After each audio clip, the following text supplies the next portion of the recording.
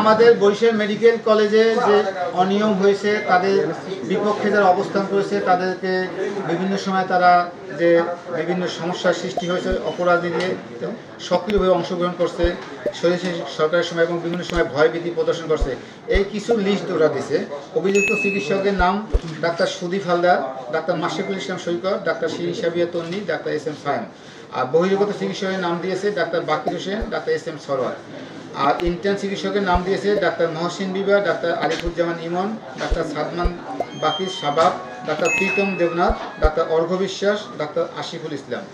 এদের বক্তব্য হলো উপরোক্ত বহিরাগত চিকিৎসকের ক্যাম্পাসে আজীবনের জন্য অবাঞ্ছিত ঘোষণা করা হলো ওরা অবাঞ্ছিত ঘোষণা করে দিয়েছে।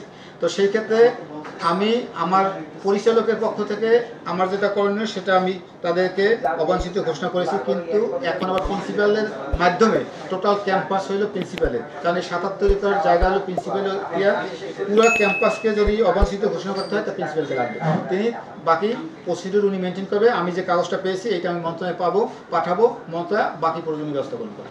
বহিরাগত তো আসলে আমার এখতিয়ার বহির্ভূত, যেহেতু তারা বাইরে, এ ব্যাপারে আমাদের বিএমএ সংগঠন আছে, তারা বাংলাদেশ মেডিকেল অ্যাসোসিয়েশন, তারা এ ধরনের প্রয়োজনীয় ব্যবস্থা গ্রহণ করতে পারে, কারণ আমার এখতিয়ার বহির্ভূত।